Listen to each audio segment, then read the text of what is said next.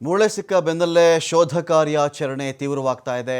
ಒಂದು ಕಡೆ ಮಣ್ಣಲ್ಲಿ ಮೂಳೆಗಳಿಗಾಗಿ ಹುಡುಕಾಟ ತೀವ್ರವಾಗ್ತಾ ಇದೆ. ಬುಟ್ಟಿಯಲ್ಲಿ ಮಣ್ಣನ್ನು ಸಾಗಿಸ್ತಾ ಇದ್ದಾರೆ ಅಧಿಕಾರಿಗಳು.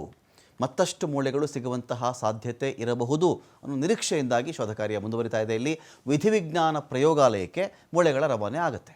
ತೀವ್ರಗತಿಯಲ್ಲಿ ನಡೀತಾ ಇದೆ FSLನ ಪ್ರಕ್ರಿಯೆ. ಇದೀಗ ಈ ಭಾಗದಲ್ಲಿ ಇಟಾಚಿಯನ್ನು ಕೆಲವು ಸಂದರ್ಭಗಳಲ್ಲಿ ಕೆಲವು ಸಮಯ ನಿಲ್ಲಿಸಲಾಗಿತ್ತು ಅದರ ಕಾರ್ಯಾಚರಣೆಯನ್ನು. ಆದರೆ ಮತ್ತೆ ಇಟಾಚಿಯನ್ನು ಬಳಸ್ತಾ ಇದ್ದಾರೆ. ಏನಾಗುತ್ತೆ, ನಿಮಗೆ ಈ ಮಣ್ಣು ಕುಸಿತ ಏನಾದರೂ ಆ ಭಾಗದಲ್ಲಿ ಆಗಿದ್ದರೆ ಜೋರಾಗಿ ಪ್ರವಾಹ ಬಂದಿದ್ದರೆ ಆತ ಅಂದುಕೊಂಡಿದ್ದಕ್ಕಿಂತ ಹೆಚ್ಚಿನ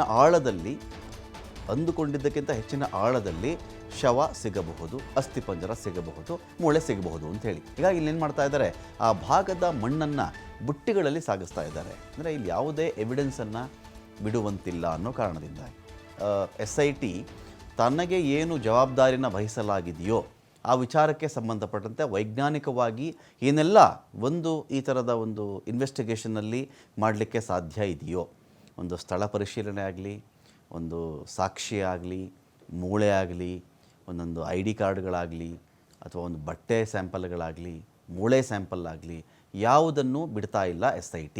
ಇದೀಗ ನೋಡಿ ಮತ್ತೆ ಇಟಾಚಿ ಅಲ್ಲಿ ವೇಗವನ್ನು ಪಡೆದುಕೊಳ್ತಾ ಇದೆ. ಆ ಮೂಲಕವಾಗಿ ಕಾರ್ಯಾಚರಣೆಯ ತೀವ್ರತೆಯನ್ನು ಇದು ತೋರಿಸ್ತಾ ಇದೆ. ಇದು ಬರೀ 6ನೇ ಪಾಯಿಂಟ್ ಕಥೆ. ಇದು ಇನ್ನೂ 7 ಇದೆ, 8 ಇದೆ, ಅಲ್ಲಿಂದ 15ನೇ ಪಾಯಿಂಟ್ವರೆಗೂ ಕೂಡ ಕೆಲಸಗಳಿವೆ ಅಲ್ಲಿ, ಅದು ಬೇರೆ ವಿಚಾರ. ಆದರೆ ಯಾವುದೋ ಒಂದು ಸಿಕ್ತು, ಒಂದು ಮೂಳೆ ಸಿಕ್ತು, ತೊಗೊಂಡು ಹೋಗ್ಬಿಟ್ರಪ್ಪ, ನೆಕ್ಸ್ಟು 6 ಆಯಿತಾ 7ಕ್ಕೆ ಹೋಗ್ಬಿಡಿ, 8ಕ್ಕೆ ಹೋಗ್ಬಿಡಿ, ಆ ಥರ ಮಾಡ್ತಾ ಇಲ್ಲ ಅವರು. ಒಂದು ಸ್ಥಳದ ವಿಚಾರಕ್ಕೆ ಸಂಬಂಧಪಟ್ಟಂತೆ ಪೂರ್ತಿ ಗಂಭೀರವಾಗಿ ಅದರ ಒಂದು ತನಿಖೆಯಲ್ಲಿ SIT ತಂಡ ಸದ್ಯಕ್ಕೆ ಇಲ್ಲಿ ಮುಳುಗಿದೆ. ಮಣಿಪಾಲದ KMCಗೆ ಈ ಒಂದು ಯಾವ ಮೂಳೆ ಸಿಕ್ಕಿದೆಯೋ ಅದು ರವಾನೆ ಆಗಬಹುದು.